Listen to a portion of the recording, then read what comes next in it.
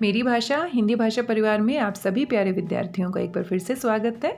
आज हम हल करने वाले हैं हमारा हिंदी का कार्यपत्रक 44, जो कि आपको मिला है 27 अक्टूबर 2021 को, और ये हमारा व्याकरण खंड से संबंधित है। व्याकरण के 3 टॉपिक आप कार्यपत्रकों के माध्यम से पढ़ चुके हैं, उनका अभ्यास कर चुके हैं। कौन कौन से 3 टॉपिक आप पढ़ चुके हैं? अर्थ के आधार पर वाक्य के 8 भेद होते हैं, साथ में समास के बारे में हम पढ़ चुके हैं, और उपसर्ग और प्रत्यय के बारे में भी हम अभ्यास कर चुके हैं। आज हम पढ़ने वाले हैं अलंकार के विषय में। ये चारों ही टॉपिक आपकी परीक्षा में पूछे जाने वाले हैं। तो आइए देखते हैं अलंकार क्या होते हैं। अब दिवाली आने वाली है। दिवाली के आसपास अपने घर को हम कितना सजाते हैं सुंदर दिखाने के लिए, और सुंदरता की ओर हमारा मन आकर्षित होता है। सुंदर वस्तुएं हमें आकर्षित करती हैं, और हम खुद को भी तैयार रखते हैं सुंदर दिखाने के लिए, ताकि कहीं पर भी जाते हैं तो हम और अच्छे दिखाई दें। तो इसी बारे में आइए देखते हैं अलंकार और सुंदरता का क्या संबंध है। मनुष्य एक सौंदर्य प्रिय प्राणी है, यानी कि मनुष्य को सुंदर वस्तुएं आकर्षित करती हैं, अर्थात अधिकांश मनुष्य को सुंदरता आकर्षित करती है। उसकी इसी प्रवृत्ति ने, उसका यही जो स्वभाव होता है, यही जो प्रवृत्ति होती है, अलंकारों को जन्म दिया है। अपनी उम्र, क्षमता, ज्ञान, आयु और लिंग के अनुसार सभी किसी न किसी विचार, व्यक्ति, वस्तु, रचना की सुंदरता के कारण प्रभावित होते हैं। हर व्यक्ति का अपना एक स्वभाव होता है, अपनी एक सोच होती है, और उसी के आधार पर वो किसी के विचारों की सुंदरता को देखता है, किसी व्यक्ति की बाहरी सुंदरता को देखता है, वस्तु की सुंदरता को देखता है, या कोई रचना की गई है उसकी सुंदरता से प्रभावित हो जाता है, जो कि उन्हें अच्छी लगती है। किसी भी व्यक्ति या वस्तु की सुंदरता 2 कारणों से होती है। एक बाहरी रूप, जो बाहरी रूप होता है वो हमें आकर्षित करता है, या सजावट, या फिर दूसरा आंतरिक, जो उनके गुणों के ऊपर आधारित होता है। तो बाहरी रूप को तो हम देख सकते हैं, लेकिन गुणों को पहचानने के लिए उससे बातचीत करना, उसको समझना आवश्यक होता है। इसी तरह कोई रचना भी आपकी बाहरी रूप के कारण सुंदर होती है, तो कोई आपके अर्थ या गुण के कारण सुंदर होती है। कवि या कलाकार सामान्य मनुष्य की अपेक्षा थोड़ा अधिक बुद्धिमान और कुशल होता है। वह ऐसी रचनाएं करना चाहता है जो सौंदर्य के कारण लोगों को आकर्षित कर सके, लोग उसे पढ़ें। किसी रचना को सुंदर बनाने या सजावट करने का तरीका या साधन ही वास्तव में अलंकार कहलाता है। अब कोई भी कवि या कोई भी रचनाकार, कलाकार अगर किसी रचना को लिखता है तो उसको सुंदर बनाने के लिए, उसकी शोभा को बढ़ाने के लिए किनका प्रयोग करता है? अलंकार। अलंकार का शाब्दिक अर्थ अगर हम देखते हैं तो ये होता है अलम और कार। अलम का अर्थ क्या होता है? मौ के नीचे आपका हलंत आएगा। अलम क्या होता है? शोभा, और कार यानी कि करने वाला, यानी कि शोभा को बढ़ाने वाला ही क्या होता है? अलंकार होता है। अलंकार का अर्थ ही है आभूषण, गहना या जेवर। अगर इसके शाब्दिक अर्थ पर जाते हैं तो इसका अर्थ होता है आभूषण, या फिर गहना भी कह सकते हैं, या जेवर भी कह सकते हैं। अब जब आभूषण की बात आती है तो विशेष रूप से हम स्त्रियों की बात करते हैं। स्त्रियां ज़्यादातर आभूषणों का प्रयोग करती हैं खुद को सुंदर दिखाने के लिए, सौंदर्य को बढ़ाने के लिए। तो जिस प्रकार कोई स्त्री कितनी भी सुंदर हो, लेकिन गहना उसके शरीर की सुंदरता को और बढ़ा देता है। जब वो गहनों से तैयार होती है तो और अधिक सुंदर लगती है। उसी प्रकार अलंकार ऐसा साधन या तरीका है जो कविता की बनावट, शब्द, भाव और अर्थ की सुंदरता को बढ़ा देता है। तो जैसे स्त्री की सुंदरता को बढ़ाने का काम कौन करता है? गहने करते हैं, अलंकार करते हैं। तो वैसे ही कविता की सुंदरता को बढ़ाने के लिए जिनका हम प्रयोग करते हैं उसे हम क्या कहते हैं? अलंकार कहते हैं। जिस प्रकार सोने, चांदी आदि के आभूषणों से शरीर की शोभा बढ़ती है, उसी प्रकार अलंकारों से काव्य की शोभा बढ़ती है। तो यानी कि काव्य की शोभा को बढ़ाने के लिए जिन साधनों का हम प्रयोग करते हैं उन्हें हम क्या कहते हैं? अलंकार कहते हैं। तो आप समझ ही गए होंगे अलंकार होते क्या है और अलंकार का शाब्दिक अर्थ क्या होता है। तो आइए देखते हैं कौन कौन से अलंकार होते हैं, इनके भेद कौन कौन से होते हैं, और किस तरीके से कविता की रचना की सुंदरता को बढ़ा देते हैं। कविता रचना के लिए अलंकार को भामह और केशव आदि विद्वानों ने बहुत महत्वपूर्ण माना है। ये दोनों ही संस्कृत के विद्वान हुए हैं और इन्होंने बहुत सारी रचनाएं लिखी हैं संस्कृत में। भामह बहुत बड़े कवि हैं और केशव भी बहुत बड़े विद्वान हैं। उनके अनुसार अलंकार कवि को सामान्य व्यक्ति से अलग करता है। एक कवि साधारण रचना करता है और एक कवि अपनी रचना में अलंकारों का प्रयोग करता है। तो जो कवि होता है वो अलंकारों का प्रयोग करने से एक सामान्य व्यक्ति से अलग हो जाता है। जो रचनाकार होगा वह जाने या अनजाने में अलंकारों का प्रयोग करेगा ही, क्योंकि उसको पता है कि काव्य की शोभा बढ़ाने के लिए हम किनका प्रयोग करते हैं? अलंकारों का। इनका प्रयोग केवल कविता तक सीमित नहीं है, वरन इसको गद्य में भी देखा जा सकता है। तो ज़्यादातर काव्य में ही हम अलंकारों का प्रयोग समझते हैं, लेकिन यहाँ पर गद्य में भी हम अलंकारों का प्रयोग देख सकते हैं। तो आइए देखते हैं अलंकार के कितने भेद होते हैं। तो अलंकार हम समझ ही गए हैं, काव्य की शोभा को बढ़ाने के लिए किनका प्रयोग करते हैं, अलंकार का प्रयोग करते हैं। अब अलंकार के भेद या प्रकार कितने होते हैं। अब अलंकार को हम 3 प्रकार के भेदों में विभाजित करते हैं। शब्दालंकार नाम से ही स्पष्ट है कि शब्दों के माध्यम से जब हम काव्य की शोभा को बढ़ाते हैं तो शब्दालंकार कहलाते हैं। अर्थालंकार यानी कि शब्दों पर ज़्यादा ध्यान नहीं होता, लेकिन पूरा जो अर्थ होता है वो महत्व रखता है। अर्थ के आधार पर अगर हमारे काव्य की सुंदरता बढ़ती है, शोभा बढ़ती है, तो वहाँ पर अर्थालंकार हो जाता है। और उभय अलंकार क्या होता है, उभय का अर्थ होता है दोनों। कहीं कहीं पर शब्द और अर्थ दोनों के माध्यम से ही काव्य की शोभा को बढ़ाने का कार्य किया जाता है, तो वहाँ पर क्या होता है, उभय अलंकार। आज के इस कार्यपत्रक में विशेष रूप से हम शब्दालंकार की बात करेंगे। तो शब्दालंकार हमारे मुख्य रूप से कितने प्रकार के होते हैं, 3 प्रकार के होते हैं, अनुप्रास, यमक और श्लेष। इन तीनों के बारे में हम बारी बारी से इसकी परिभाषा और उदाहरण देखते हैं। आइए देखते हैं शब्दालंकार। तो यहाँ पर आप देख सकते हैं शब्दालंकार की अगर हम बात करेंगे तो इनमें शब्दों के प्रयोग के कारण, सिर्फ शब्दों के प्रयोग के कारण चमत्कार या सौंदर्य उत्पन्न होता है, इसीलिए इनका नाम ही हमने क्या रख दिया, शब्दालंकार। यह 2 शब्द से मिलकर बना है, शब्द और अलंकार, नाम से ही स्पष्ट है। इसमें कविता की सुंदरता शब्द पर आधारित होती है, अर्थात शब्द के बदल देने पर अलंकार या सौंदर्य या चमत्कार नष्ट भी हो जाता है।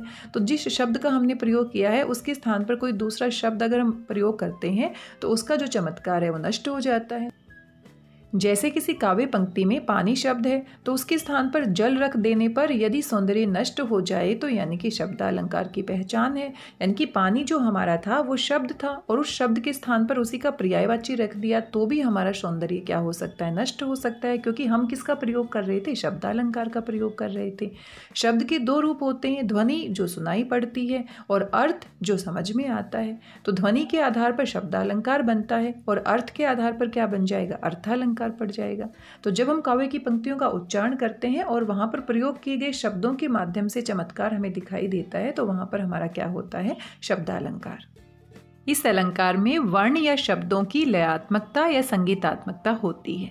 अर्थ का चमत्कार नहीं होता क्योंकि अर्थ का चमत्कार अर्थालंकार में होता है। शब्दालंकार का आधार वर्ण, शब्द और वाक्य होते हैं। इनके आधार पर हम शब्दालंकार की पहचान करते हैं कि वर्णों के आधार पर या शब्दों के आधार पर या वाक्यों के आधार पर शब्दालंकार होता है। आइए देखते हैं अनुप्रास अलंकार को, जो कि शब्दालंकार का ही भेद है। और यहाँ पर आप देख सकते हैं अनुप्रास, यमक और श्लेष अलंकार, ये तीनों हमारे शब्दालंकार है जिनके बारे में हम बारी बारी से पढ़ने वाले हैं। सबसे पहले देख लेते हैं अनुप्रास अलंकार के बारे में। अनुप्रास शब्द अनु तथा प्रास, अनु तथा प्रास शब्दों के योग से बनता है। तो 2 शब्दों से मिलकर बना है। अनु का अर्थ होता है बाद में या पीछे आप कह सकते हैं, और प्रास का अर्थ होता है निकट रखना। तो यानी कि यहाँ पर किसी वर्ण को बार बार एक के बाद एक रखा जाता है, यानी कि एक ही वर्ण की या एक ही शब्द की बार बार आवृत्ति होती है, जहाँ स्वर की समानता के बिना भी वर्णों की बार बार आवृत्ति यानी कि दोहराव होती है। यानी कि कभी कभी एक ही वर्ण की आवृत्ति नहीं होती, एक ही वर्ग की आवृत्ति भी हो जाती है। जैसे कि क वर्ग में क के बाद ख, ख के बाद ग, इस तरह के वर्ण जो होते हैं एक ही वर्ग के वर्णों में आवृत्ति होती है। कभी कभी पूरा का पूरा जो शब्द है या शब्दों का समूह आप कह सकते हैं या वाक्यांश कह देते हैं तो उसकी भी आवृत्ति हो जाती है। इसी आधार पर आगे चल के अनुप्रास के भी भेद हम पढ़ते हैं। तो यहाँ पर फिलहाल अनुप्रास की हम परिभाषा पढ़ रहे हैं, यानी कि एक ही वर्ण की बार बार आवृत्ति होती है, एक ही वर्ण को बार बार प्रयोग किया जाता है, तो वहाँ पर हमारा अनुप्रास अलंकार होता है। यहाँ पर आप एक उदाहरण देख सकते हैं, मुदित महीपति मंदिर आए। तो पहली जो पंक्ति है उसमें म और म वर्ण की आवृत्ति के कारण हम कह सकते हैं यहाँ पर कौन सा अलंकार है, हमारा अनुप्रास अलंकार है। सेवक सचिव सुमंत्र बुलाए, तो सेवक में स और सचिव में स और सुमंत्र में स, यहाँ पर भी स वर्ण की आवृत्ति है। तो यहाँ दोनों पंक्तियों में म और स वर्ण की आवृत्ति के कारण यहाँ पर कौन सा अलंकार है, अनुप्रास अलंकार है। आप यहाँ पर देख सकते हैं। और एक ही वर्ण की बार बार आवृत्ति के कारण संगीतात्मकता और लयात्मकता भी आ जाती है। इसी कारण से यहाँ पर चमत्कार उत्पन्न हुआ है और अनुप्रास अलंकार की छटा हम इन पंक्तियों में देख सकते हैं। आइए दूसरा शब्दालंकार यमक अलंकार है, इसको भी हम देख लेते हैं। जब किसी काव्य पंक्ति में एक ही शब्द दो बार आए या दो से अधिक बार आए लेकिन हर बार उसका जो अर्थ होता है अलग अलग होता है, वहाँ पर यमक अलंकार होता है।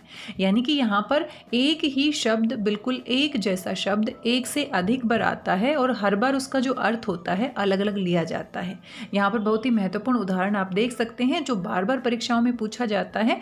कनक कनकते सो गुनी मादकता अधिकाय, वा खाए बोराय नर, वा पाए बोराय। तो यहाँ पर कनक कनक एक जैसा शब्द है, बिल्कुल एक जैसा है लिखने में, बोलने में, और दोनों के अलग अलग अर्थ हैं। जब इस दोहे की हम व्याख्या करते हैं तो व्याख्या करते समय जो पहला हमारा कनक शब्द है उसका अर्थ होता है धतूरा। यहाँ पर पहला जो कनक शब्द है उसका अर्थ होता है धतूरा। धतूरा एक प्रकार का नशीला फल होता है और जिसको खाने मात्र से ही हम क्या हो जाते हैं, नशे में हो जाते हैं। लेकिन जो दूसरा कनक है उसका अर्थ होता है सोना। सोना जो धन संपत्ति वाला सोना होता है, उसको पाने मात्र से, उसको खाया भी नहीं जाता, उसको पाने मात्र से ही व्यक्ति बोराई यानी कि पागल हो जाता है, नशे में हो जाता है। तो एक तरफ तो धन संपत्ति का नशा होता है और एक तरफ धतूरे का नशा होता है। तो यहाँ पर कनक कनक एक जैसे शब्दों का दो बार प्रयोग किया है और दोनों बार इनके जो अर्थ है वो क्या है, अलग अलग है। तो ऐसी स्थिति जहां पर होती है वहां पर हमारा कौन सा अलंकार होता है, यमक अलंकार होता है। एक जैसे शब्द एक से अधिक बार आएंगे और व्याख्या करते समय एक से अधिक अर्थ के साथ उनका प्रयोग किया गया होगा। आइए तीसरा जो हमारा शब्दालंकार है उसको भी साथ साथ देख लेते हैं। और यहाँ पर जो हमारा तीसरा अलंकार है वो श्लेष अलंकार है और श्लेष की परिभाषा आप देख सकते हैं यहाँ पर। आइए तीसरा भेद भी देख लेते हैं, श्लेष अलंकार। अब श्लेष जो होता है, श्लेष का अर्थ क्या होता है, मिला हुआ या चिपका हुआ होता है। मिला हुआ या चिपका हुआ, जहाँ काव्य में ऐसे शब्द का प्रयोग हो जिसका विभिन्न प्रसंग के अनुसार एक से अधिक अर्थ निकलता हो, उसे श्लेष अलंकार कहते हैं। कहने का मतलब क्या है कि यहाँ पर एक शब्द का एक ही बार प्रयोग होगा, लेकिन जब हम उसकी व्याख्या करेंगे, उसके अर्थ को स्पष्ट करेंगे तो हर बार उसका अर्थ अलग अलग लगाया जाएगा। तो यमक अलंकार और जो श्लेष अलंकार है ये दोनों मिलते जुलते हैं। श्लेष अलंकार में क्या होता है, एक शब्द एक ही बार आएगा लेकिन हर बार उसका अर्थ क्या होगा, अलग। और यहाँ पर क्या होता है कि एक शब्द दो बार आएगा तो दो बार अलग अर्थ को देगा, तीन बार आएगा तो तीन बार अलग अर्थ को देगा। तो ये थोड़ा सा अंतर है। श्लेष का अर्थ ही क्या होता है, चिपका हुआ होना या मिला हुआ होना। तो एक ही शब्द में जो बाकी के अर्थ हैं वो उसी के साथ चिपके हुए होते हैं, मिले हुए होते हैं।